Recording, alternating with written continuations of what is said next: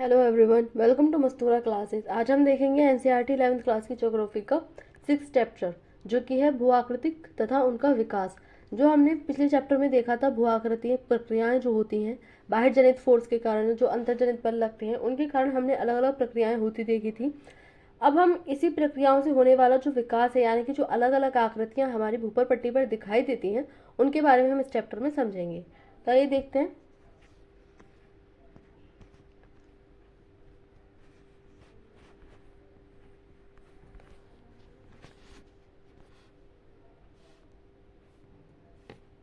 तो पृथ्वी के धरातल का निर्माण करने वाले पदार्थों पर अपक्षय की प्रक्रिया के पश्चात भू आकृतिक कारक जैसे प्रवाहित जल, भूमिगत जल, वायु, हिमनद तथा तरंग अपरदन करते हैं।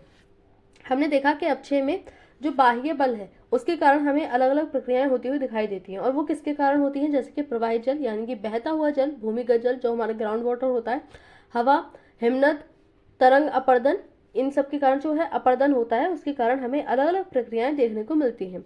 आप यह जानते हैं कि अपर्दन धरातलीय स्वरूप को बदल देता है। निक्षेपण प्रक्रिया अपर्दन प्रक्रिया का परिणाम है। जो निक्षेपण होता है वो अपर्दन के कारण ही होता है, यानी कि कोई भी चट्टान टूटकर एक जगह से दूसरी जगह गई और वहां जाकर के इकट्ठी हो गई, उससे जमीन और उससे एक नई प्रक्रिया का निर्माण हुआ, जिसको हम निक्षेपण कहते हैं। और निक्षेपण से भी धरातलीय स्वरूप में परिवर्तन आता है, यानी कि अपर्दन से ही नहीं, निक्षेपण से भी हमें धरातलीय स्वरूप बदलता हुआ दिखाई देता है। चूंकि यह अध्याय भू आकृतियों तथा उनके विकास से संबंधित है, अतः सबसे पहले यह जाने कि भू आकृति क्या है। साधारण शब्दों में छोटे से मध्यम आकार के भूखंड भू आकृति कहलाते हैं, यानी कि जो हमें अपनी भूपर पट्टी पर अलग अलग आकृतियां दिखाई देती हैं, जैसे कि चट्टान, पठार, पर्वत, ये सारी जो होती हैं हमें भू आकृतियां दिखाई देती हैं। ये छोटी छोटी भी होती हैं, जैसे कि नदी वाले जो मुहाने होते हैं नदियों पर, वहां पर हमें दिखाई देता है छोटी छोटी झील बन जाती हैं, लेगुन झील वगैरह बनती हैं, वहां पर खड्ड बन जाते हैं। तो अलग अलग भू आकृतियां हमें यहाँ पर दिखाई देती हैं। बहुत सी संबंधित भू आकृतियां मिलकर भूदृश्य बनाती हैं, जो भूतल के विस्तृत भाग हैं। प्रत्येक भू आकृति की अपनी भौतिक आकृति, आकार व पदार्थ होते हैं, जो कि कुछ भू प्रक्रियाओं एवं उनके कारकों द्वारा निर्मित है। अधिकतर भू आकृतिक प्रक्रियाएं धीमी गति से कार्य करती हैं, और इसी कारण उनके आकार बनने में लंबा समय लगता है। ऐसा नहीं है कि भू आकृतियां बहुत सटाक जैसी हो गई, नहीं, इनको बनने में बहुत ज्यादा टाइम लगता है, कई हजार साल गुजर जाते हैं। प्रत्येक भू आकृति का एक आरंभ होता है। भू आकृतियों के एक बार बनने के बाद उनके आकार, आकृति व प्रकृति में बदलाव आता है, जो भू आकृतिक प्रक्रियाओं व कार्यकर्ताओं की लगातार धीमे अथवा तेज गति के कारण होता है। जलवायु संबंधी बदलाव तथा वायु राशियों के ऊर्ध्वाधर अथवा क्षैतिज संचलन के कारण भू आकृतिक प्रक्रियाओं की गहनता से या स्वयं से प्रक्रियाएं स्वयं परिवर्तित हो जाती हैं। वायु राशियों के कारण जो वायु चलती है उसके कारण भी इनमें बदलाव देखने को मिलता है, जिनसे भू आकृतिक रूपांतरित होती हैं। विकास का यहाँ अर्थ भूतल के एक भाग में एक भू आकृति का दूसरी भू आकृति में, या एक भू आकृति के एक रूप से दूसरे रूप में परिवर्तित होने की अवस्थाओं में से है। इसका अभिप्राय यह है कि प्रत्येक भू आकृति के विकास का एक इतिहास है और समय के साथ उसका परिवर्तन हुआ है। एक स्तरूप विकास की अवस्थाओं से गुजरता है, जिसकी तुलना जीवन की अवस्थाओं, युवावस्था, प्रौढ़ावस्था अथवा वृद्धावस्था की जा सकती है। जिस प्रकार से मनुष्य होता है युवावस्था, प्रौढ़ावस्था और वृद्धावस्था, तो इसी प्रकार से किसी भी भू आकृति की जो है इस प्रकार की अवस्था होती है, यानी कि जवानी, बचपना, जवानी और फिर बुढ़ापा। तो इस तरह से किसी भी भू आकृति की प्रक्रिया चलती है। प्रवाहित जल की अगर हम बात करें तो आर्द्र प्रदेशों में जहां अत्यधिक वर्षा होती है, प्रवाहित जल सबसे महत्वपूर्ण भू आकृतिक कारक है, जो धरातल का निम्नीकरण के लिए उत्तरदायी होता है। जो हमारा बहता हुआ जल होता है, प्रवाहित जल, उसके कारण हमें अलग अलग भू आकृतियां बनती हुई दिखाई देती हैं। प्रवाहित जल के दो तत्व हैं, एक है धरातल पर परत के रूप में फैला हुआ प्रवाह, और दूसरा रैखिक प्रवाह है, जो घाटियों में नदियों, सरिताओं के रूप में बहता है, यानी कि जो धरातल पर फैल करके चलता है वो प्रवाहित जल, और दूसरा जो पतली रेखा के रूप में चलता है, यानी कि नदियों के रूप में, जिससे हमें घाटी वगैरह का निर्माण होता हुआ भी दिखाई देता है, गॉर्ज वगैरह बनते हैं, वो भी हमें आगे देखेंगे। तो वो होते हैं जो रेखीय प्रवाह होता है, उसके कारण प्रवाहित जल द्वारा निर्मित अधिकतर अपरदित स्थल रूप ढाल प्रवणता के अनुरूप बहती हुई नदियों की आक्रामक युवावस्था से संबंधित है। कालांतर में तेज ढाल लगातार अपर्दन के कारण मंद ढाल में परिवर्तित हो जाते हैं, और परिणाम स्वरूप नदियों का वेग कम हो जाता है। हम देखते हैं जब अपनी युवावस्था में होती हैं नदियां, तो बहुत तेजी से स्पीड से साथ आती है पहाड़ों पर से उतर के, तो अलग अलग आकृतियों का निर्माण करती हैं। लेकिन जैसे जैसे आगे बढ़ती जाती हैं तो समतल मैदान में इनका ढाल बहुत कम हो जाता है, जिसके कारण ये बहुत मंद गति से चलती हैं और छोटी छोटी जो है यहाँ पर बदलाव हमें देखने को मिलती है, आकृतियां मिलती हैं। और परिणाम स्वरूप नदियों का वेग कम हो जाता है, जिससे निक्षेपण आरंभ होता है, यानी कि जहां ऊपर से नदियां बहा करके अपने साथ अवसाद लाती हैं, वहां यहाँ पर मैदानी भाग में आकर के निक्षेपण करना शुरू कर देती हैं और यह आकृति बनती है। तेज ढाल से बहती हुई सरिताएं भी कुछ निक्षेपित भू आकृतियां बनाती हैं, लेकिन ये नदियों के मध्यम तथा धीमे ढाल पर बने आकारों की अपेक्षा बहुत कम होते हैं। प्रवाहित जल का ढाल जितना मंद होगा उतना ही अधिक निक्षेपण होगा, यानी कि अगर कोई नदी बहुत धीमी गति से बह रही है तो उसका जो निक्षेपण है, यानी कि किसी भी जो कंकड़ पत्थर वो अपने साथ बहा करके ला रही है, जितना भी अवसाद होगा उसका निक्षेपण अधिक होगा। और जितनी ही तेज नदी का प्रवाह है, अगर उसका प्रवाह तेज है तो वहां पर निक्षेपण नहीं हो सकता, क्योंकि वो तो अपने साथ बहाकर लिए चली जा रही है। जब लगातार अपर्दन के कारण नदी तल समतल हो जाए तो अधोमुखी कटाव कम हो जाता है और तटों का पार्श्व अपर्दन बढ़ जाता है और इसके फलस्वरूप पहाड़ियां और घाटियां समतल मैदानों में परिवर्तित हो जाते हैं। क्योंकि जो नदी है वो कटाव करती है पहाड़ों का, तो वो समतल मैदान में परिवर्तित हो जाते हैं। स्थलगत प्रवाह ओवरलैंड फ्लो परत अपर्दन का कारण है। परत प्रवाह धरातल की अनियमितताओं के आधार पर संकीर्ण व विस्तृत मार्गों पर हो सकता है।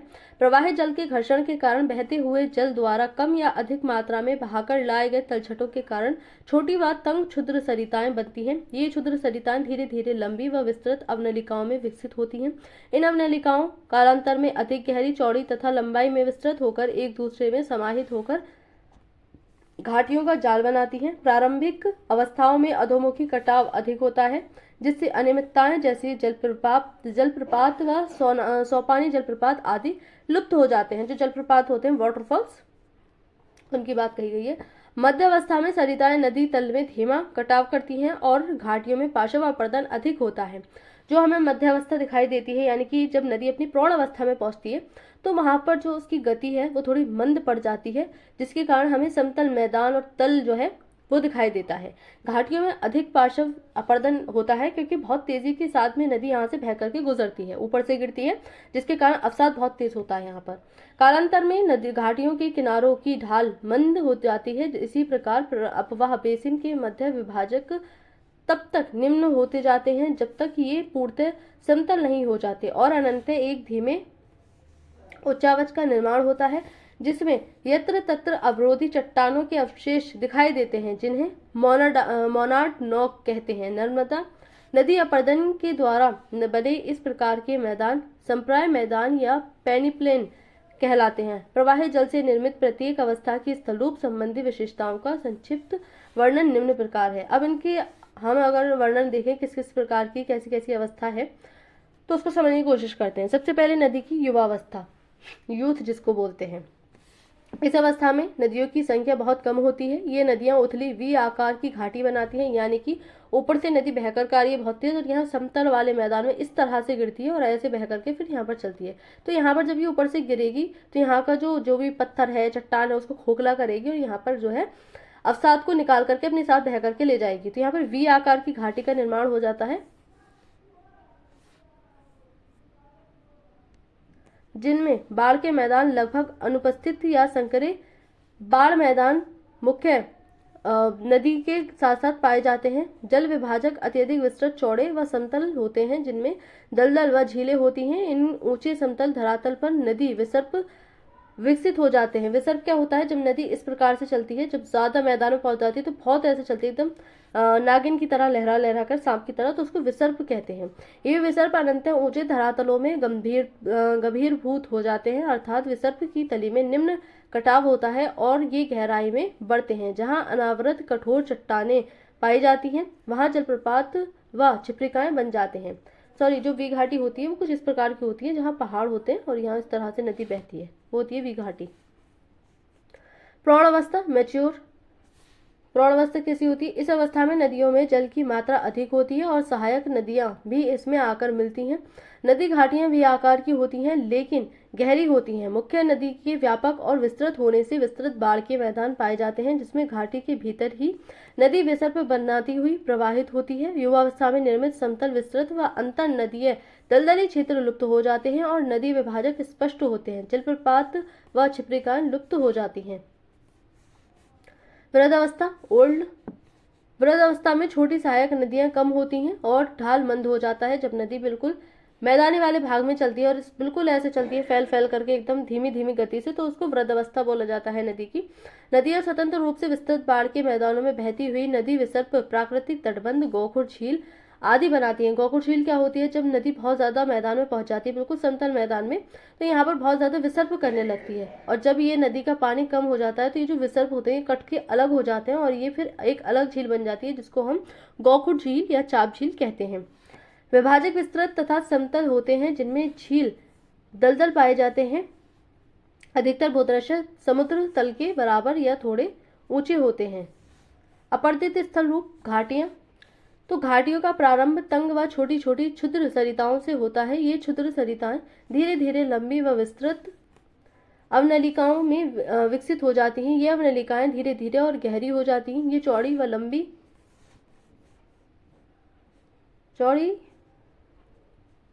लंबी होकर घाटियों का रूप धारण कर लेती हैं। यहाँ पर दिखाया गया है होगेनेकल, धर्मपुरी, तमिलनाडु के समीप गॉर्ज के रूप में कावेरी नदी की घाटी। तो इस प्रकार से जो घाटियां हैं, यानी कि दो पर्वतों के बीच में, दो पहाड़ों के बीच में ये पानी बहता है, ये नदी बहती है, जिसको हम कहते हैं घाटी। संयुक्त राज्य अमेरिका में कोलोरेडो का गभीरीभूत विसर्प लूप, जो इसकी घाटी के कैनियन जैसे सोपान सदृश पार्श्वीय ढाल को दर्शाता है। तो इस प्रकार से घाटियों का निर्माण होता है। लंबाई, चौड़ाई एवं आकृति के आधार पर ये घाटियां वी आकार घाटी, गॉर्ज, कैनियन आदि में वर्गीकृत की जा सकती हैं। गॉर्ज एक गहरी संकरी घाटी है जिसके दोनों पार्श्व तीव्र ढाल के होते हैं। ये एक कैनियन के किनारे भी खड़ी ढाल वाले होते हैं और यह भी गॉर्ज की ही भांति गहरी होती है। गॉर्ज की चौड़ाई इसके तल व ऊपरी भाग में लगभग एक समान होती है। इसके विपरीत एक कैनियन तल की अपेक्षा ऊपरी भाग अधिक चौड़ा होता है।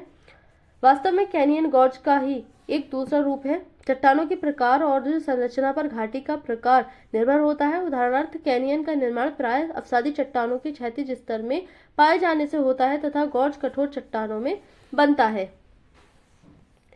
जलगर्तिका तथा अवनमित कुंड क्या होते हैं? तो पहाड़ी क्षेत्रों में नदी तल में अपर्दित छोटे चट्टानी टुकड़े छोटे गर्तों में फंसकर वृत्ताकार रूप में घूमते हैं, जिन्हें जलगर्तिका कहते हैं।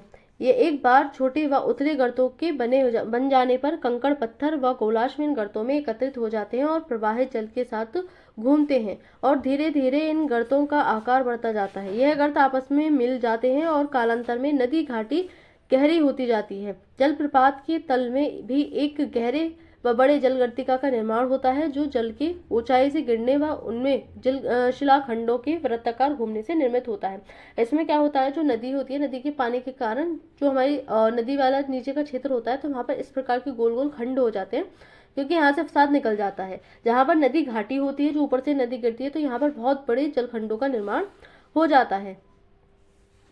जलप्रपातों के तल में ऐसे विशाल व गहरे कुंड अवनमित कुंड कहलाते हैं। इनको फिर अवनमित कुंड कहा जाता है। अंतर कर्तित विसर्प या गभीरीभूत विसर्प किस प्रकार के होते हैं? तो तीव्र ढालों में तीव्रता से बहती हुई नदियां सामान्यतः नदी तल पर अपरदन करती हैं। तीव्र नदी ढालों में भी पार्श्व अपरदित अधिक नहीं होता, लेकिन मंद ढालों पर बहती हुई नदियां अधिक पार्श्व अपरदन करती हैं।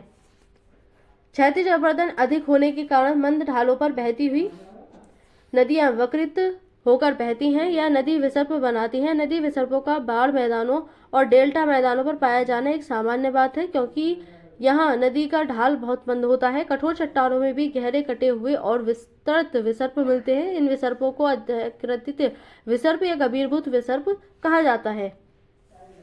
नदी वेदिकाएं, रिवर टेरेसेस क्या होती हैं? नदी वेदिकाओं के बारे में जो हम पढ़ते हैं, नदी वेदिकाएं प्रारंभिक बाढ़ मैदानों या पुरानी नदी घाटियों के तलों के चिन्ह हैं। ये जलोढ़ रहित मूलाधार चट्टानों के आधार या नदियों के तल है, जो निक्षेपित जलोढ़ वेदिकाओं के रूप में पाए जाते हैं। नदी वेदिकाएं मुख्यतः अपर्दित स्थल रूप हैं, क्योंकि ये नदी निक्षेपित बाढ़ मैदानों के लंबवत अपवर्तन से निर्मित होते हैं। विभिन्न ऊंचाइयों पर कई वेदिकाएं हो सकती हैं, जैसे कि यहाँ पर दिखाया गया है चित्र में।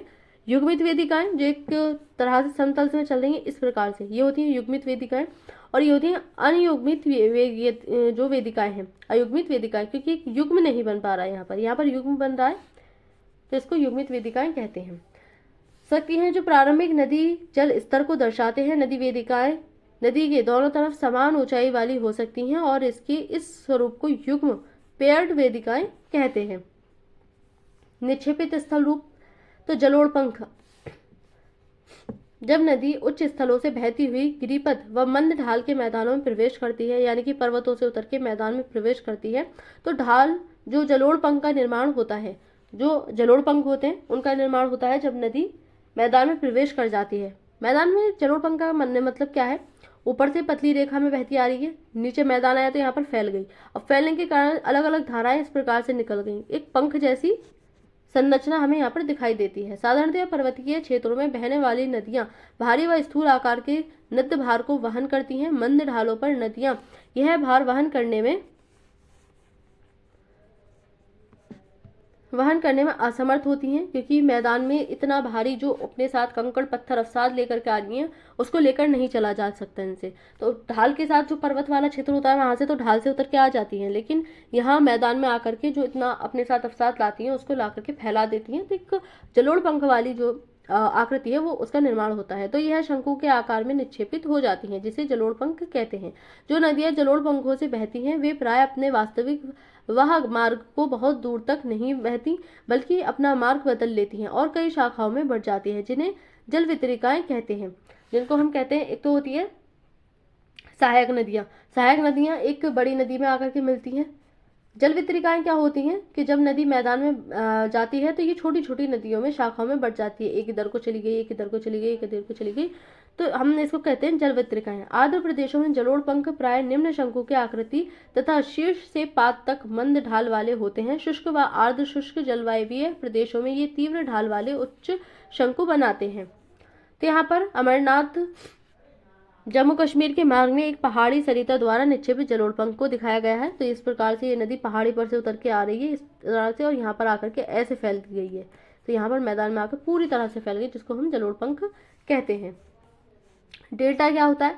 डेल्टा जलोढ़ पंखों की भांति होता है। जिस प्रकार से हमें जलोढ़ पंख दिखाई देते हैं इस प्रकार से बटे हुए, ऐसा ही कुछ डेल्टा होता है, लेकिन इनके विकसित होने का स्थान भिन्न होता है। नदी अपने लाए हुए पदार्थों को समुद्र के किनारे बिखेर देती है। अगर यह भार समुद्र में दूर तक नहीं ले जाया गया हो तो यह तट के साथ ही शंकु के रूप में एक साथ फैल जाता है। जलोढ़ पंखों के विपरीत डेल्टा का निक्षेप व्यवस्थित होता है और इनका जलोढ़ स्तरित होता है, अर्थात मोटे पदार्थ तट के किनारे निकट व बारीक कण जैसे चीका मिट्टी, गाद आदि सागर में दूर तक जमा हो जाते हैं। जैसे जैसे डेल्टा का आकार बढ़ता है नदी वितरिकाओं की लंबाई घटती जाती है और डेल्टा सागर के अंदर तक बढ़ता रहता है।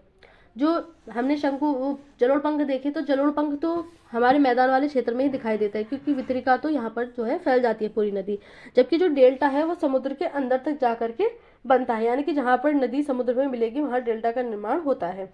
कृष्णा नदी आंध्र प्रदेश के भाग का उपग्रह द्वारा लिया गया एक चित्र है कृष्णा नदी का। तो इस प्रकार से डेल्टा है समुद्र के अंदर वाला, ऐसे इसका निर्माण होता है। बाढ़ मैदान प्राकृतिक तटबंध तथा विसर्पिरोधी का। तो जिस प्रकार अपर्दन से घाटियां बनती हैं उसी प्रकार निक्षेपण से बाढ़ के मैदान विकसित होते हैं। बाढ़ के मैदान नदी निक्षेपण के मुख्य स्थल रूप हैं। जब नदी तीव्र ढाल से मंद ढाल में प्रवेश करती है तो बड़े आकार के पदार्थ पहले ही निक्षेपित हो जाते हैं। इसी प्रकार बारीक पदार्थ जैसे रेत, चीका मिट्टी और गाद आदि अपेक्षाकृत मंद ढालों पर बहने वाली कम वेग वाली जल धाराओं में मिलते हैं, और जब बाढ़ आने पर पानी तटों पर फैलता है तो ये उस स्थल पर जमा हो जाते हैं। नदी निक्षेप से बने ऐसे तल सक्रिय बाढ़ के मैदान कहलाते हैं। तलों से ऊंचाई पर बने तटों को असक्रिय बाढ़ के मैदान कहते हैं। असक्रिय बाढ़ के मैदान जो तटों के ऊपर ऊंचाई होते हैं मुख्यतः दो प्रकार के निक्षेपों से बने होते हैं, बाढ़ निक्षेप व सरिता निक्षेप। मैदानी भागों में नदियां प्राय क्षैतिज दिशा में अपना मार्ग बदलती हैं और कटा हुआ मार्ग धीरे धीरे भर जाता है।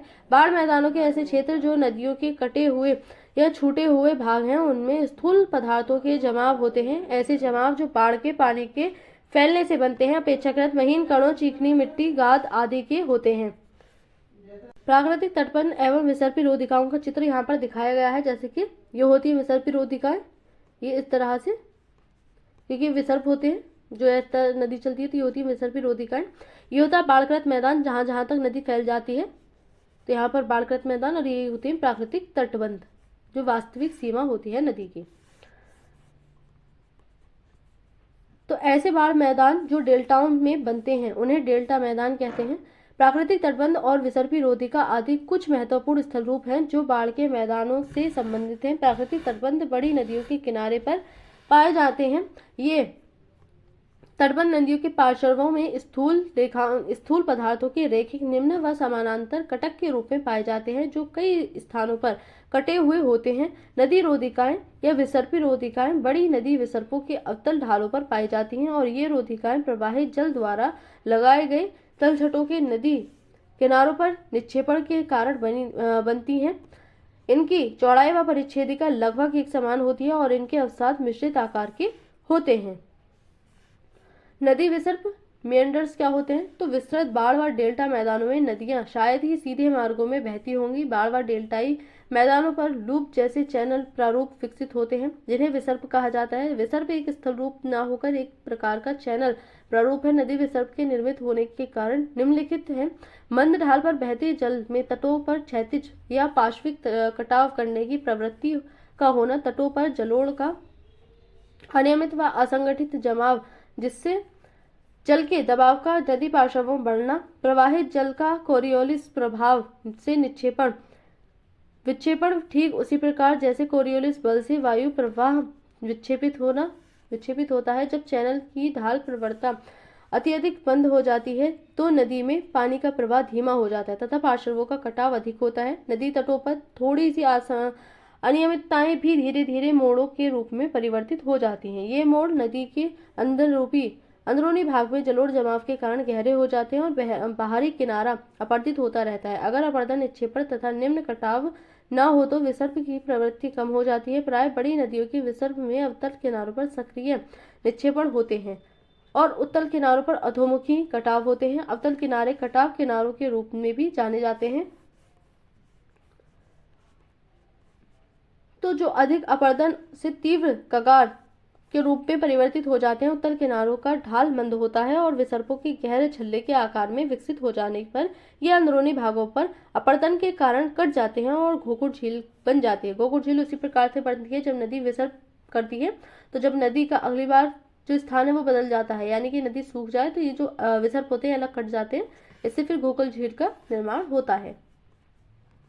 जैसे कि मुजफ्फरपुर बिहार के समीप विसर्पी बूढ़ी गंडक नदी दर्शाने वाला उपग्रह से लिया गया चित्र जिसमें कई छाड़न झीलें दिखाई गई हैं। तो इस प्रकार से यहाँ पे पहले नदी कुछ इस प्रकार से बहती होगी, ये इस तरह से चलती होगी। फिर बाद में क्या हुआ, नदी का पानी कम हुआ और ये इस तरह से चलने लगी।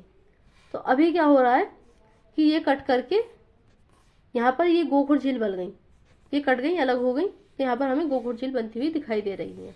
तो इस प्रकार से गोखुर झील का निर्माण होता है। यहाँ पर दिखाया गया है जैसे कि अंतर्नद बिंदु कुछ इस तरह से, ये स्कंद ढाल तट विसर्पी रोधिका, ये होती विसर्पी रोधिका, और ये बन गई छाड़न झील या इसको गोखुर झील भी बोलते हैं, चाप झील भी बोलते हैं। स्कंद ढाल तट, छाड़न झील, स्कंद ढाल तट, दायां किनारा, बायां किनारा, अवतल तट। तो इस प्रकार से जो नदी है वो जो विसर्पी के रूप में चलती है तो अलग अलग आकृतियों का निर्माण करती है।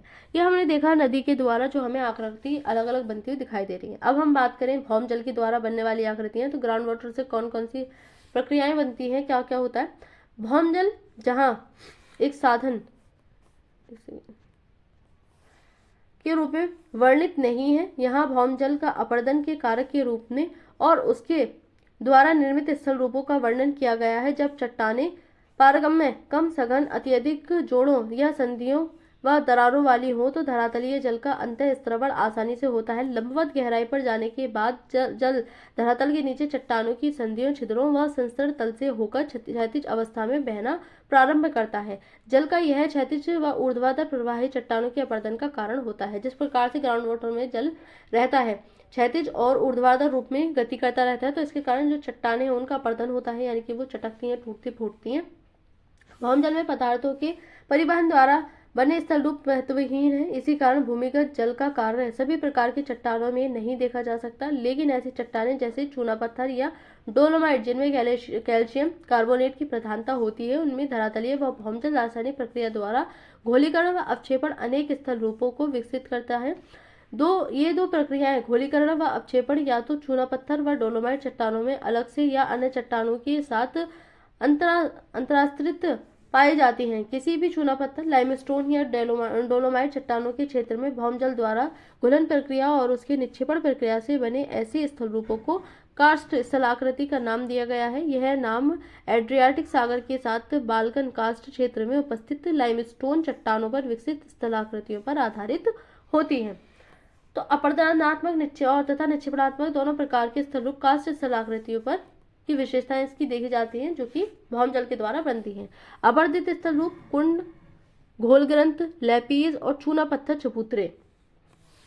चूना पत्थर चट्टानों के तल पर घुलन क्रिया द्वारा छोटे व मध्यम आकार के छोटे घोल गर्तों का निर्माण होता है, जिनके विलय पर इन्हें विलय रंध्र कहते हैं। तो घोल रंध्र कार्स्ट क्षेत्रों में बहुतायत में पाए जाते हैं। घोल रंध्र एक प्रकार के छिद्र होते हैं जो ऊपर से वृत्ताकार व नीचे कीप की आकृति के होते हैं। कुछ इस प्रकार से होते हैं ऐसे करके, और कुछ इस तरह से ये बनते जाते हैं। नीचे गहराई तक होते हैं ये, और इनका क्षेत्रीय विस्तार कुछ वर्ग मीटर से हेक्टेयर तक तथा गहराई आधा मीटर से 30 मीटर या उससे अधिक होती है। इनमें से कुछ का निर्माण अकेले घुलन प्रक्रिया द्वारा ही होता है और कुछ अन्य पहले घुलन प्रक्रिया द्वारा बनते हैं। और अगर इन घोल रंध्रों के नीचे बनी कंदराओं की छत ध्वस्त हो जाए तो ये बड़े छिद्र ध्वस्त या निपात रंध्र के नाम से जाने जाते हैं। अधिकतर गोल रंध्र ऊपर से अपरदित पदार्थों के जमने से ढक जाते हैं और उथले जल कुंड जैसे प्रतीत होते हैं। ध्वस्त घोल रंध्रों को डोलाइन भी कहा जाता है। ध्वस्त रंध्रों की अपेक्षा घोल रंध्र अधिक संख्या में पाए जाते हैं। सामान्यतः धरातलीय प्रवाहित जल घोल रंध्रों व विलयन रंध्रों से गुजरता हुआ अंत भौमी नदी के रूप में विलीन हो जाता है और फिर कुछ दूरी के पश्चात किसी कंदरा से भूमिगत नदी के रूप में फिर निकल आता है।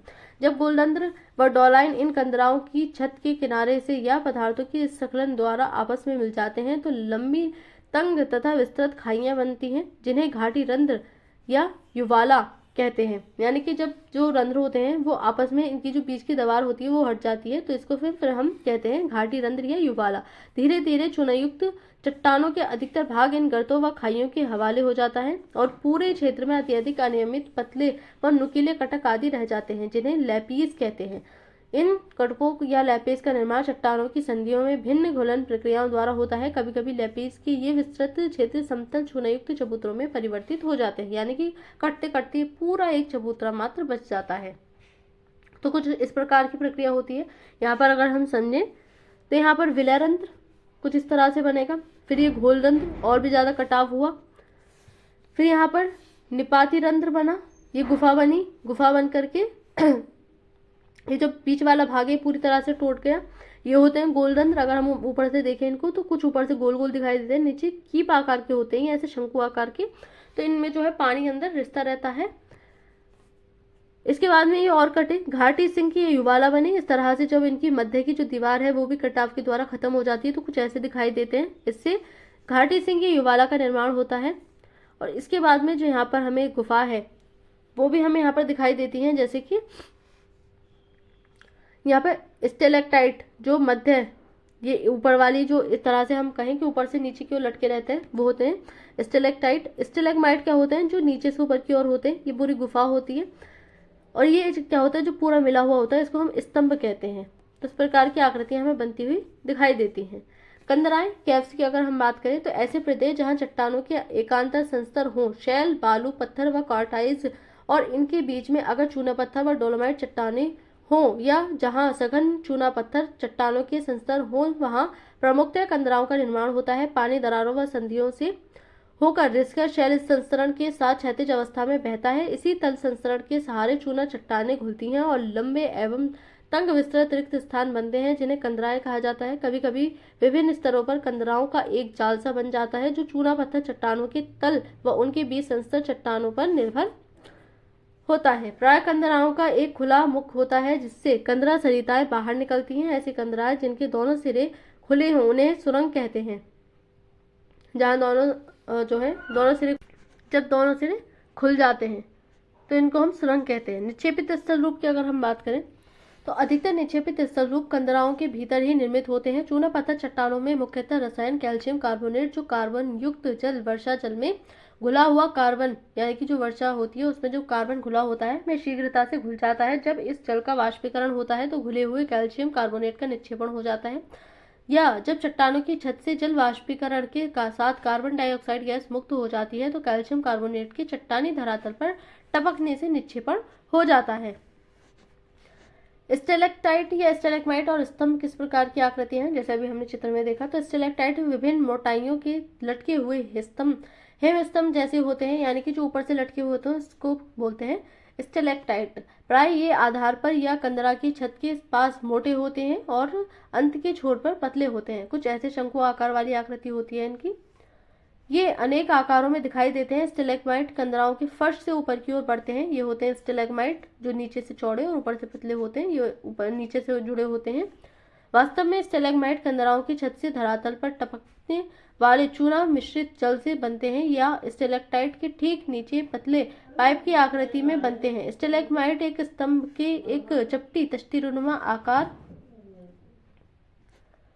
आकार में या समतल अथवा क्रेटर नुमा गड्ढे के आकार में विकसित हो जाते हैं। विभिन्न मोटाई के स्टेलेग्माइट अथवा स्टेलेक्टाइट के मिलने से स्तंभ और कंदरा स्तंभ बनते हैं। तो यहाँ पर चूना पत्थर गुफा में स्टेलेक्टाइट एवं स्टेलेग्माइट दिखाए गए हैं। जैसे कि ये होते हैं स्टेलेक्टाइट जो ऊपर से लटके होते हैं नीचे की ओर, ये होते हैं स्टेलेग्माइट जो नीचे से ऊपर की ओर जाते हैं। और स्तंभ जब दोनों आपस में मिल जाएंगे तो ये स्तंभ बन जाता है। हिमनद के द्वारा, अभी हमने देखा भौमजल के द्वारा, नदी के द्वारा कौन कौन सी आकृति बन रही है। अब हम हिमनद के द्वारा आकृति बनते हुए देखें तो पृथ्वी पर परत के रूप में हिम प्रवाह या पर्वतीय ढालों से घाटियों में रैखिक प्रवाह के रूप में बहते हिम तहती को हिमनद कहते हैं। महाद्वीपीय हिमनद या गिरिपद हिमनद के वे हिमनद हैं जो वृहद समतल क्षेत्र पर हिम परत के रूप में फैले हों, तथा पर्वतीय या घाटी हिमनद वे हिमनद हैं जो पर्वतीय ढालों में बहते हैं। प्रवाहित जल के विपरीत हिमनद प्रवाह बहुत धीमा होता है। हिमनद प्रतिदिन कुछ सेंटीमीटर या इससे कम से लेकर कुछ मीटर तक प्रवाहित हो सकते हैं। हिमनद मुख्यतः गुरुत्व के कारण गतिमान होते हैं। हमारे देश में भी अनेक हिमनद हैं जो हिमालय पर्वत की ढालों से घाटी में बहते हैं। उत्तराखंड, हिमाचल प्रदेश और जम्मू कश्मीर के उच्च प्रदेशों में कुछ स्थानों पर इन्हें देखा जा सकता है। क्या आप जानते हैं कि भागीरथी नदी का उद्गम गंगोत्री हिमनद का अग्रभाग है? वास्तव में अलकनंदा नदी का उद्गम अलकपुरी हिमनद से है। देवप्रयाग के निकट अलकनंदा व भागीरथी के मिलने पर जहां से इसे गंगा के नाम से जाना जाता है। तो ये होता है घाटी में हिमनद, यानी कि ऊपर से जो हिमनद है, जो हिमवर्षा होती है उसके जमने के कारण जब वो बाद में ढलक कर नीचे आता है तो उसको हम हिमनद कहते हैं। उसके कारण भी जो अवसाद है वो उनका टूट फूट होता है, यानी कि अपक्षय होता है और फिर बाद में ये निक्षेपण हो जाता है। हिमनदों से प्रबल अपर्दन होता है जिसका कारण इसके अपने भार से उत्पन्न घर्षण है। हिमनद द्वारा कृषित चट्टानी पदार्थ प्राय बड़े गोलाश्म व शैलखंड इसके तल में ही इसके साथ घसीटे जाते हैं। घाटी के किनारों पर घर्षण द्वारा अत्यधिक अपर्दन करते हैं। हिमनद अक्षय रक्षित चट्टानों का भी प्रभावशाली अपर्दन करते हैं, जिससे ऊंचे पर्वत छोटी पहाड़ियों व मैदानों में परिवर्तित हो जाते हैं। हिमनद के लगातार संचालित होने से हिमनद लावा हटता होता है, विभाजक नीचे से हो जाता है और कालांतर में ढाल इतने निम्न हो जाते हैं कि हिमनद की संचलन शक्ति समाप्त हो जाती है तथा निम्न पहाड़ियों व अन्य निक्षेपित स्थल रूपों वाला हिमानी धौत रह जाता है। हिमनद के अपर्दन व निक्षेपण से निर्मित स्थल रूपों को दर्शाता है, जिसका वर्णन भी अगले अनुच्छेदों में किया गया है। तो यहाँ पर जो है हमें हिमनद के द्वारा अलग अलग आकृति बनती हुई दिखाई देती है। हिमनद द्वारा अपर्दन एवं निक्षेपण के विभिन्न रूप यहाँ पर दिखाया गया है, जैसे कि हिमनद धौत मैदान, जो हिमनद है उसको बह करके आया तो यहाँ पर हिमनद धौत मैदान का निर्माण हुआ। अंतिम हिमोड़ यहाँ पर दिखाया गया है। पार्श्विक हिमोड़ जो जिससे अलग अलग आकृति बन रही है। मध्यस्थ हिमोड़, निलंबी घाटी जो घाटी नुमा वाली संरचना बन जाती है। अरेत शंग जो पर्वतनुमा वाली निर्माण जो होता जाता है। कौल, सर्क, रुंडित, तो इस प्रकार की अलग अलग जो आकृतियां हमें हिमनद द्वारा बनती हुई दिखाई देती हैं। अपर्दित स्थल रूप जिनको हम सर्क कहते हैं, सर्क को समझें तो हिमानीकृत पर्वतीय भागों में हिमनद द्वारा उत्पन्न स्थल रंध्रों में सर्क सर्वाधिक महत्वपूर्ण है। अधिकतर सर्क हिमनद घाटियों के शीर्ष पर पाए जाते हैं। एकत्रित हिम पर्वतीय क्षेत्रों से नीचे आती हुई सर्क को काटती है। सर्क गहरे, लंबे व चौड़े गड्ढे हैं जिनकी दीवार तीव्र ढाल वाली सीधी अवतल होती है। हिमनद के पिघलने पर जल से भरी झील भी प्राय इन गर्तों में देखने को मिलती है। इन झीलों को सर्क झील या टार्न झील कहते हैं। आपस में मिले हुए दो या दो से अधिक सर्क सीढ़ीनुमा क्रम में दिखाई देते हैं। तो हॉर्न या ग्रीष्रंग और सिरेटेड कटक किस प्रकार से होते हैं? तो सर्क के शीर्ष पर अपर्दन होने से हॉर्न निर्मित होते हैं। यदि 3 या अधिक विकर्णीकृत हिमनद निरंतर शीर्ष पर तब तक अपर्दन जारी रखें जब तक उनके तल आपस में मिल जाएं, तो एक तीव्र किनारों वाली नुकीली चोटी का निर्माण होता है जिन्हें हॉर्न कहते हैं। लगातार अपर्दन से सर्क के दोनों तरफ की दीवारें तंग हो जाती हैं और इसका आकार कंघी या आरी के समान कटकों के रूप में हो जाता है जिन्हें अरेत कहते हैं। तीक्ष्ण कटक जिनको बोला जाता है, इनका ऊपरी भाग नुकीला तथा बाहरी आकार टेढ़ा मेढ़ा होता है। इन कटकों का चढ़ना प्राय असंभव होता है। आल्प्स पर्वत पर सबसे ऊंची चोटी मैटरहॉर्न या तथा हिमालय पर्वत की सबसे ऊंची चोटी एवरेस्ट वास्तव में हॉर्न है जो सर्क के शीर्ष अपर्दन से निर्मित होती है।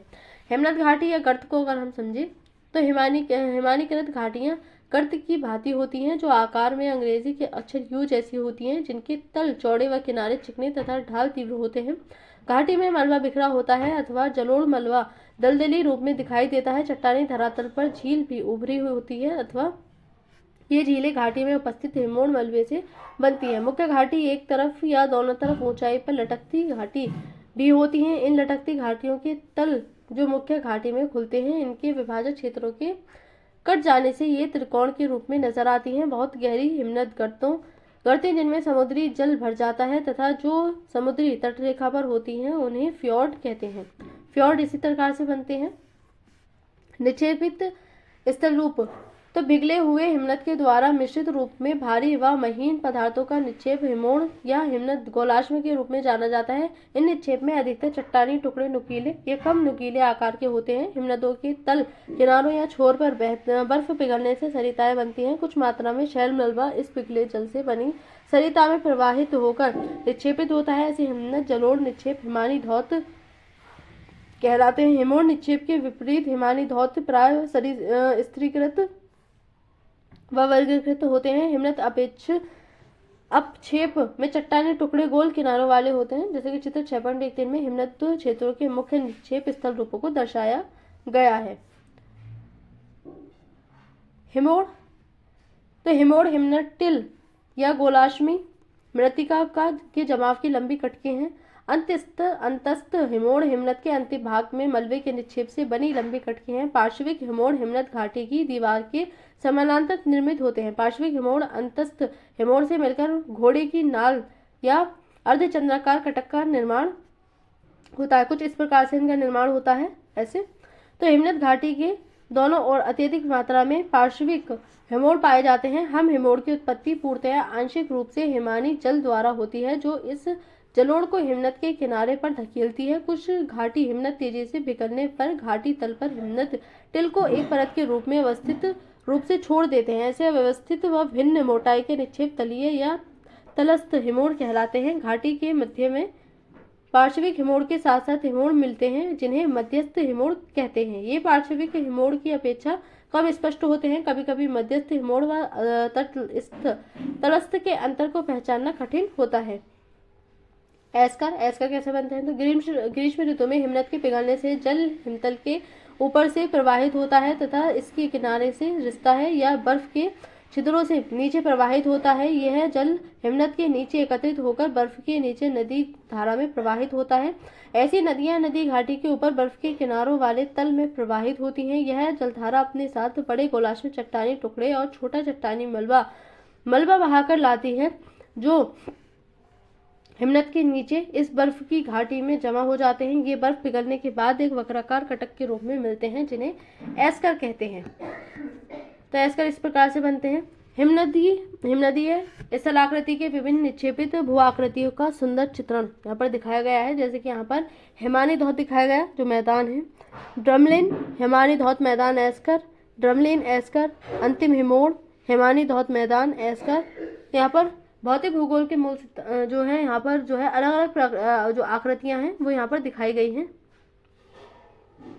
हिमानी धौत मैदान तो हिमानी गिरिपथ के मैदानों में अथवा महाद्वीपीय हिमनदों से दूर हिमानी जलोढ़ निक्षेपों से, जिसमें बजरी, रेत, चीका मिट्टी व मृतिका की विस्तृत समतल हिमोड़ पंख भी शामिल हैं, हिमानी धौत मैदान निर्मित होते हैं। तो इस प्रकार से जो अलग अलग हैं आकृतियां वो बनती हैं। ड्रमलिन, तो ड्रमलिन हिमनद मृतिका के अंडाकार समतल कटकनुमा स्थल रूप है जिसमें रेत व बजरी के ढेर होते हैं। ड्रमलिन के लंबे भाग हिमनद के प्रवाह की दिशा के समानांतर होते हैं। ये 1 किलोमीटर लंबे व 30 मीटर तक ऊंचे होते हैं। ड्रमलिन का हिमनद सम्मुख भाग स्टॉस कहलाता है जो प्रच्छ भागों की अपेक्षा तीव्र ढाल लिए होता है। ड्रमलिन का निर्माण हिमनद दरारों में भारी चट्टानी मलबे के भरने व उसके बर्फ के नीचे रहने से होता है। इसका अग्रभाग या स्टॉस भाग प्रवाहित हिमखंड कारण तीव्र हो जाता है। ड्रमलिन हिमनद प्रवाह दिशा को बताते हैं। तरंग व धाराओं के कारण किस प्रकार की प्रक्रिया बनती है, आकृतियां बनती है। तटीय प्रक्रियाएं सर्वाधिक क्रियाशील हैं और इसी कारण अत्यधिक विनाशकारी होती है। क्या आप नहीं सोचते कि तटीय प्रक्रियाओं तथा उनसे निर्मित स्थल रूपों का जानना अति महत्वपूर्ण है? तो जान लेते हैं इनको भी। तट पर कुछ परिवर्तन बहुत शीघ्रता से होते हैं। एक ही स्थान पर एक मौसम में अपर्दन व दूसरे मौसम में निक्षेपण हो सकता है। तट पर बहुत जल्दी हमें जो बदलाव है वो देखने को मिलते हैं। तटों के किनारों पर अधिकतर परिवर्तन तरंगों द्वारा संपन्न होता है। जो लहरें उठती हैं पानी में, तरंगे, उनके कारण यहाँ पर अलग अलग आकृतियां मिलती हैं। जब तरंगों का अवनमन होता है तो जल तट पर अत्यधिक दबाव डालता है और इसके साथ ही साथ सागरीय तल पर तलछटों में भी दोलन होता है। तरंगों के स्थायी अवनमन के प्रवाह से तटों पर अभूतपूर्व प्रभाव पड़ता है। सामान्य तरंग अवनमन की अपेक्षा सुनामी लहरें कम समय में अधिक परिवर्तन लाती हैं। तरंगों में परिवर्तन उनकी आवृत्ति आदि होने से उनके अवनमन से उत्पन्न प्रभाव की घनता भी परिवर्तित हो जाती है। तरंगों के कार्य के अतिरिक्त तटीय स्थल रूप कुछ अन्य कारकों पर भी निर्भर हैं, जैसे कि स्थल व समुद्री तल की बनावट, समुद्रोन्मुख उन्मग्न तट तथा जलमग्न तट। समुद्री जल स्तर को स्थिर या स्थायी मानते हुए तटीय स्थल रूपों के विकास को समझने के लिए तटों को 2 भागों में वर्गीकृत किया जाता है। ऊंचे चट्टानी तट जलमग्न तट, निम्न समतल व मंद ढाल के अवसादी तट उन्मग्न तट। तो इस प्रकार की आकृतियां जो है बनती हैं। ऊंचे चट्टानी तटों के सहारे तट रेखाएं नियमित होती हैं तथा नदियां जलमग्न प्रतीत होती हैं। तट रेखा का अत्यधिक अवनमन होने से किनारे के स्थल भाग जलमग्न हो जाते हैं और वहां फ्योर्ड तट बनते हैं। पहाड़ी भाग सीधे जल में डूबे होते हैं। सागरीय किनारों पर प्रारंभिक निक्षेपित स्थल रूप नहीं होते, अपर्दित स्थल रूपों की बहुतायत होती है। ऊंचे चट्टानी तटों के सहारे तरंगे अवनमित होकर धरातल पर अत्यधिक बल के साथ प्रहार करती हैं, जिससे पहाड़ी पार्श्व भृगु का आकार ले लेते हैं। तरंगों के स्थायी प्रहार से भृगु शीघ्रता से पीछे हटते हैं और समुद्री भृगु के सम्मुख तरंग घर्षित चबूतरे बन जाते हैं। तरंगे धीरे धीरे सागरीय किनारों की अनियमितताओं को कम कर देती हैं। समुद्री भृगु से गिरने वाले चट्टानी मलबा धीरे धीरे छोटे छोटे टुकड़ों में टूट जाता है और लहरों के साथ घर्षित होता हुआ किनारों से दूर निक्षेपित हो जाता है। भृगु के विकास व उसके निवर्तन के वांछनीय समय के बाद तटरेखा कुछ समय या चिकनी हो जाती है तथा कुछ अतिरिक्त मलबे के किनारों से दूर जमाव से तरंग घर्षित वेदिकाओं के सामने तरंग निर्मित वेदिकाएं देखी जा सकती हैं। जैसे ही तटों के साथ अपरदन आरंभ होता है, वेलांचले प्रवाह व तरंग इस अपर्दित पदार्थ को सागरीय किनारों पर पुलिन और रोदिकाओं के रूप में निक्षेपित करती हैं। रोदिकाएं जलमग्न आकृतियां हैं और जब यही रोदिकाएं जल के ऊपर दिखाई देती हैं तो इन्हें रोद कहा जाता है। यानी कि जब ये जल से बाहर आ जाती हैं और ऊपर दिखाई देती हैं, इनको फिर रोद कहते हैं। ऐसी रोदिकाएं जिनका एक भाग खाड़ी के शीर्ष स्थल से जुड़ा हुआ होता है, इसे स्पिट कहा जाता है। जब रोदिका तथा स्पिट किसी खाड़ी के मुख पर निर्मित होकर इसके मार्ग को अवरुद्ध कर देते हैं, तब लैगून निर्मित होता है। कालांतर में लैगून स्थल से बाहर गए तलछट से भर जाते हैं और तटीय मैदान की रचना होती है। निम्न अवसादी तट की अगर बात करें तो निचले अवसादी तटों के सहारे नदियां तटीय मैदान एवं डेल्टा बनाकर अपनी लंबाई बढ़ा लेती है। कहीं कहीं लैगून व ज्वारीय संकरी खाड़ी के रूप में जल भराव के अतिरिक्त तटरेखा सिम या चिकनी होती है। सागरोन्मुख स्थल मंद ढाल लिए होते हैं। तटों के साथ समुद्री पंख व दलदल पाए जाते हैं। इन तटों पर निक्षेपित स्थलाकृतियों की बहुतायत होती है। जब मंद ढाल वाले अवसादी तटों पर तरंगों अवनमित होती हैं तो तल के अवसाद भी दौलित होते हैं और इनके परिवहन से अवरोधिकाएं लैगून व स्पिट निर्मित होते हैं। लैगून कालांतर में दलदल में परिवर्तित हो जाते हैं जो बाद में तटीय मैदान बनाते हैं। इन निक्षेपित स्थलाकृतियों का बना रहना अवसादी पदार्थों की स्थायी व लगातार आपूर्ति पर निर्भर करता है। अवसादों के अतिरिक्त तूफान व सुनामी लहरें इनमें अभूतपूर्व परिवर्तन लाती हैं। जो लहरें उठती हैं, जो तूफान आते हैं, वो इनमें परिवर्तन ला देती हैं। बड़ी नदियां जो अधिक नदभार लाती हैं, नीचे अवसादी चट्टानों को साथ डेल्टा बनाती हैं। जो अवसादी तट होते हैं उनके साथ डेल्टा बन जाता है। तो हमारे देश का पश्चिमी तट ऊंचा चट्टानी निवर्तन तट है। पश्चिमी तट पर अपरदित आकृतियां बहुतायत में हैं। जो हमारा पश्चिमी तट है उस पर हर तरह की डायवर्सिटी देखने को मिलती है। भारतीय पूर्वी तट निचले अवसादी तट है। इन तटों पर निक्षेपित स्थलाकृतियां पाई जाती है। इन तटों की उत्पत्ति व प्रवृत्ति को जानने के लिए आप भारत भौतिक पर्यावरण पुस्तक पढ़ेंगे। अगली जो इसकी दूसरा पार्ट पढ़ेंगे 11वीं क्लास में, उसमें इसका विस्तार किया गया है।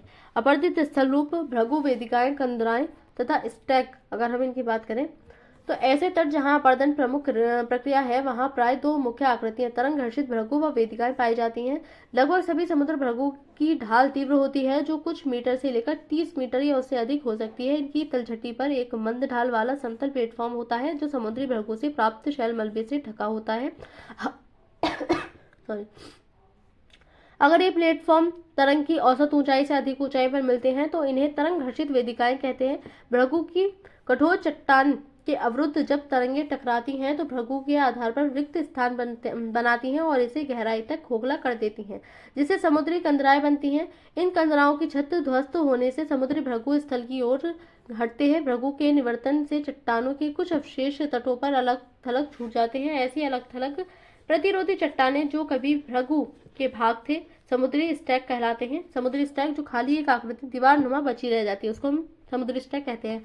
अन्य स्थल रूपों की भांति समुद्री स्टैक भी अस्थायी आकृतियां हैं, यानी कि एक दिन तरंगों से, धाराओं से इसका भी अवक्षेप हो जाएगा, अवसाद बन जाएगी, ये भी टूट जाएगी पूरी तरह से। जो तरंग अपरदन द्वारा समुद्री पहाड़ियों व भृगु की भांति धीरे धीरे तरंग समुद्री मैदानों में परिवर्तित हो जाती है और स्थल से प्रवाहित जलोढ़ से आच्छादित रेत व शिलिंग चौड़े पुलिन बीच में परिवर्तित हो जाती है। एक समतल की तरह बस ये रह जाएगी जो स्टैक होती है। निक्षेपित स्थल रूप, अगर हम निक्षेपित स्थल रूपों की बात करें, अब तक हमने देखा अवसादों के कारण, यानी कि जो कटाव हो रहा, कटाव के कारण किस प्रकार की स्थलाकृतियां बनी है। अब हम देखें जमाव के कारण, यानी कि निक्षेपित स्थल रूप के कारण किस प्रकार के स्थल रूप बनते हैं। तो पुलिन और टिब्बे की अगर हम बात करें, तटों की प्रमुख विशेषता पुलिन की उपस्थिति है। यद्यपि उबड़ खाबड़ तटों पर भी ये टुकड़े पाए जाते हैं। वे अवसाद जिनसे पुलिन निर्मित होते हैं अधिकतर थल से नदियों व सरिताओं द्वारा अथवा तरंगों के अपरदन द्वारा बहाकर लाए गए पदार्थ होते हैं। पुलिन अस्थायी स्थलाकृतियां हैं। कुछ रेत पुलिन जो स्थायी प्रतीत होते हैं किसी और मौसम में स्थूल कंकड़ पत्थरों की तरंग पट्टी में परिवर्तित हो जाते हैं। अधिकतर पुलिन रेत के आकार के छोटे कणों से बने होते हैं। शिलिंग पुलिन में अत्यधिक छोटी गुटिकाओं तथा गोलाश्मिकाएं होती हैं। पुलिन के ठीक पीछे पुलिन तल से उठाई गई रेत टिब्बे के रूप में निक्षेपित होती है। तटरेखा के समानांतर लंबाई में कटकों के रूप में बने रेत टिब्बे निम्न तलछटी तटों पर अक्सर देखे जा सकते हैं। रोधिका, रोध तथा स्फिट की अगर हम बात करें तो रोधिका अपतट पर तट के समानांतर पाए जाने वाली रेत और शिंगल की कटक अपतट रोधिका कहलाती है। ऐसी अपतटीय रोधिका जो रेत के अधिक निक्षेपण से ऊपर दिखाई पड़ती है उसे रोध रोधिका कहते हैं। अपतटीय रोध व रोधिकाएं प्राय या तो खाड़ी के प्रवेश पर या नदियों के मुहाने के सम्मुख बनती हैं। कई बार इन रोधिकाओं का एक सिरा खाड़ी से जुड़ा होता है तो इन्हें स्पिट कहते हैं। शीर्षस्थल के एक सिरा जुड़ने पर भी स्पिट विकसित होती है। रोधिकाएं, रोध व स्पिट धीरे धीरे खाड़ी के मुख पर बढ़ते हैं, जिससे खाड़ी का समुद्र में खुलने वाला द्वार तंग हो जाता है तथा कालांतर में खाड़ी एक लैगून में परिवर्तित हो जाती है। लैगून भी धीरे धीरे स्थल से लाए गए तलछटों से या पुलिन से वायु द्वारा लाए गए तलछट से लैगून के स्थान पर एक चौड़े व विस्तृत तटीय मैदान में विकसित हो जाते हैं। तो उपग्रह चित्र गोदावरी नदी डेल्टा का स्पिट यहाँ पर दिखाया गया है, इस तरह से बनता है। क्या आप जानते हैं कि समुद्र के अपतट पर बनी रोधिकाएं तूफान और सुनामी लहरों के आक्रमण के समय सबसे पहले बचाव करती हैं। जो हमारी समुद्र के अपतट पर बनी रोधिकाएं होती हैं वो हमें लहरों से बचाने की कोशिश करती हैं, कई बार बचा भी लेती हैं। ये रोधिकाएं इनकी प्रबलता को कम कर देती हैं। इनके बाद रोध पुलिन स्तूप तथा मैंग्रोव हैं जो इनकी प्रबलता को झेलते हैं। अतः अगर हम तटों के किनारों पर पाए जाने वाले मैंग्रोव व तलछट से छेड़छाड़ करते हैं या तो तटीय स्थलाकृतियां अपरदित हो जाएंगी अथवा मानव या मानवीय बस्तियों में को तूफान व सुनामी लहरों के सीधे व प्रथम प्रहार झेलने होंगे। पवनों के द्वारा देखें तो उष्ण स्थल रूपों के दो प्रभावशाली अनाच्छादन कर्ता कारकों में पवन एक महत्वपूर्ण अपरदन का कारक है। स्थलीय धरातल शीघ्र गर्म और शीघ्र ठंडे हो जाते हैं। उष्ण धरातलों के ठीक ऊपर वायु गर्म हो जाती है, जिससे हल्की गर्म हवा प्रक्षुब्धता के साथ ऊर्ध्वाधर गति करती है। इसके मार्ग में कोई रुकावट आने पर भ्रमण वातावृत्त बनते हैं तथा अनुवाद एवं उत्तावत प्रवाह उत्पन्न होता है। पवनें मरुस्थलीय धरातल के साथ साथ भी तीव्र गति से चलती हैं और उनके मार्ग में रुकावटें पवनों में विक्षोभ उत्पन्न करती हैं। निसंदेह तूफानी पवन अधिक विनाशकारी होती है। जो तूफान चलता है वो काफी ज्यादा विनाश लाता है। पवन अपवाहन, घर्षण आदि द्वारा अपरदन करती हैं। पवन धरातल से चट्टानों के छोटे कण व धूल उठाती हैं। वायु की परिवहन की प्रक्रिया में रेत व बजरी और आदि औजारों की तरह धरातलीय चट्टानों पर चोट पहुंचाकर घर्षण करती हैं। जब वायु में उपस्थित रेत के कण चट्टानों के तल से टकराते हैं तो इसका प्रभाव पवन के संवेग पर निर्भर करता है। यह प्रक्रिया बालू घर्षण जैसी है। मरुस्थलों में पवनें कई रोचक अपरदनात्मक या निक्षेपात्मक स्थल रूप बनाती हैं। अपरदनात्मक यानी कि अपरदन के कारण भी इससे जो स्थल रूप है वो बनते हैं, और निक्षेपणात्मक यानी कि जमाव भी करती है वायु, और इसके कारण भी स्थल रूप हमें देखने को मिलते हैं। वास्तव में मरुस्थलों में अधिकतर स्थल आकृतियों का निर्माण बृहत क्षरण और प्रवाहित जल की चादर बाढ़ से होता है। यद्यपि मरुस्थलों में वर्षा बहुत कम होती है, लेकिन हम अल्प समय में मूसलाधार वर्षा के रूप में होती है। मरुस्थलीय चट्टानें अत्यधिक वनस्पति विहीन होने के कारण तथा दैनिक तापांतर के कारण यांत्रिक व रासायनिक अपक्षय से अधिक प्रभावित होती हैं। अतः इनका शीघ्र क्षय होता है और वेग प्रवाह इस अपक्षय जनित मलबे को आसानी से बाहर ले जाते हैं। अर्थात मरुस्थलों में अपक्षय जनित मलबा केवल पवन द्वारा नहीं वरन वर्षा व वृष्टि धोवन से भी प्रवाहित होता है। पवन केवल महीन मलबे या ही अपवाहन कर सकती है और बृहत अपरदन मुख्यतः परत बाढ़ या वृष्टि धोवन से ही संपन्न होता है। मरुस्थलों में नदियां चौड़ी, अनियमित तथा वर्षा के बाद अल्प समय तक ही प्रवाहित होती हैं। अपरदनात्मक स्थल रूप तो पेडिमेंट और पदस्थली।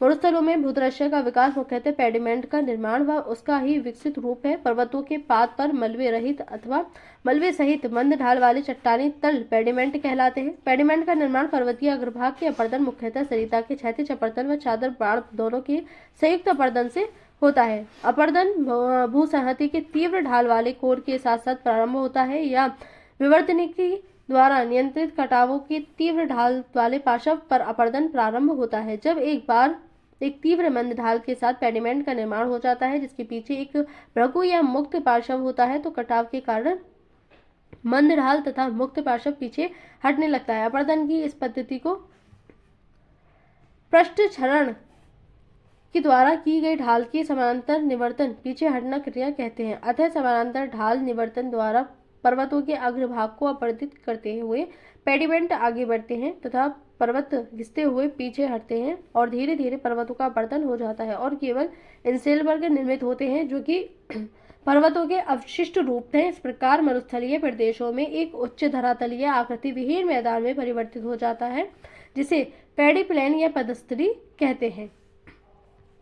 पिलाया तो मरुभूमियों में मैदान प्रमुख स्थल रूपों में परिवर्तनों व पहाड़ियों से घिरे बेसिनों में अपवाह मुख्यतः बेसिन के मध्य में होता है तथा बेसिन के किनारों से लगातार लाए हुए अवसाद जमाव के कारण बेसिन के मध्य में लगभग समतल मैदान की रचना हो जाती है। पर्याप्त जल उपलब्ध होने पर यह मैदान उथले जल क्षेत्र में परिवर्तित हो जाता है। इस प्रकार की उथली जल झीलें ही प्लाया कहलाती है। प्लाया में वाष्पीकरण के कारण जल अल्प समय के लिए ही रहता है और अक्सर प्लाया में लवणों के समृद्ध निक्षेप पाए जाते हैं। ऐसे प्लाया मैदान जो लवणों से भरे हों कल्लर भूमि या क्षारीय क्षेत्र कहलाते हैं।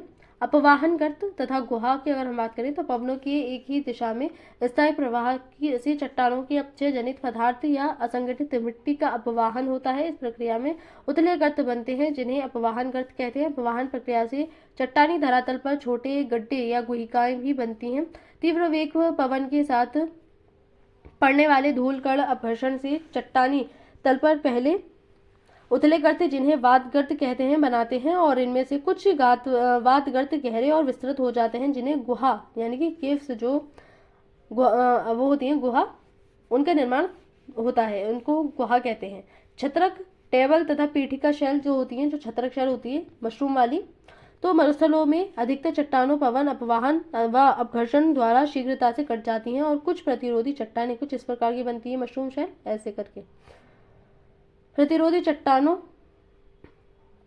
के घिसे हुए अवशेष इसके जिनके आधार पतले व ऊपरी भाग विस्तृत हो और गोल टोपी के आकार के होते हैं, छत्रक के आकार में पाए जाते हैं। कभी कभी प्रतिरोधी चट्टानों का ऊपरी हिस्सा मेज की भांति विस्तृत होता है और अधिकतर ऐसे अवशेष पीठिका की भांति खड़े रहते हैं, यानी कुछ इस प्रकार की आकृति बनती है। और ऐसी आकृति जो है, जो हवा है वो नीचे कटाव करती रहती है, इसको और भी पतला कर जाती है और ऊपर की जो आकृति है वो ऐसी ही रहती है।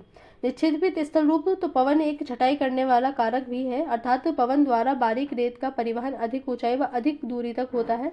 पवनों के वेग के अनुरूप मोटे आकार के कण धरातल के साथ घर्षण करते हुए चले आते हैं और अपने टकराने से अन्य कणों को ढीला कर देते हैं, जिसे साल्टेशन कहते हैं। हवा में लटकते महीन कण अपेक्षाकृत अधिक दूरी तक उड़ा लेकर ले जाए जा सकते हैं, क्योंकि पवनों द्वारा कणों का परिवहन उनके आकार व भार के अनुरूप होता है। अतः पवनों की परिवहन प्रक्रिया में ही पदार्थों छटाई का काम हो जाता है। जब पवन की गति घट जाती है और या लगभग रुक जाती है तो कणों के आकार के आधार पर निक्षेपण प्रक्रिया आरंभ होती है। अतः पवन के निक्षेपित स्थल रूपों में कणों की महीनता भी देखी जा सकती है। रेत की भूआकृति व स्थायी पवन दिशा के आधार पर शुष्क प्रदेशों में पवन निक्षेपित स्थल रूप विकसित होती है।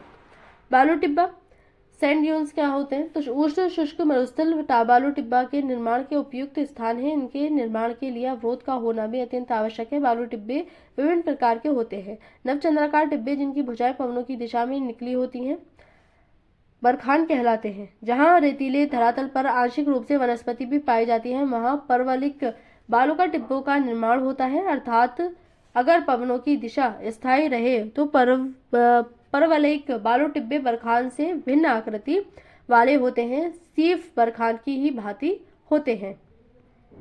यहाँ पर जो है बालू टिब्बों के विभिन्न रूप तीर द्वारा वायु दिशा की चित्रण यहाँ पे दिखाए गए हैं। अनुदैर्ध्य कुछ इस प्रकार की आकृति बनाती है, अनुप्रस्थ पैराबोलिक कुछ इस प्रकार चंद्राकार, बरखान और सीफ कुछ इस प्रकार की अलग अलग आकृतियां बालू टिब्बों के द्वारा निर्मित होती हैं। सीफ बालू टिब्बों में केवल एक ही भुजा होती है। ऐसा पवनों की दिशा में बदलाव के कारण होता है। सीफ की यह भुजा ऊंची व अधिक ऊंचाई में विकसित हो सकती है। जब रेत की आपूर्ति कम तथा पवनों की दिशा स्थायी रहे तो अनुदैर्ध्य टिब्बे बनते हैं। यह अत्यधिक लंबाई व कम ऊंचाई के लंबायमान कटक प्रतीत होते हैं। अनुप्रस्थ टिब्बे प्रचलित पवनों की दिशा के समकोण पर बनते हैं। इन टिब्बों के निर्माण में पवनों की दिशा निश्चित और रेत का स्रोत पवनों की दिशा में समकोण पर हो। ये अधिक लंबे व कम ऊंचाई वाले होते हैं। जब रेत की आपूर्ति अधिक हो तो अधिकतर अनियमित बालू टिब्बे एक दूसरे में विलीन हो जाते हैं और उनकी वास्तविक आकृति व अनोखी विशेषताएं नहीं रहती। मरुस्थलों में अधिकतर टिब्बों का स्थानांतरण होता रहता है और इनमें से कुछ विशेषकर मानव बस्तियों के निकट स्थित हो जाते हैं, यानी कि जहाँ मानव बसे होते हैं वहां पर इनका निर्माण हो जाता है। तो आज के इस चैप्टर में हमने देखा भू आकृतियां, अब जो हमारा अपर्दन है और निक्षेपण है उसके द्वारा बनने वाली अलग अलग आकृतियां। तो आज के इस चैप्टर में इतना ही। Thank you.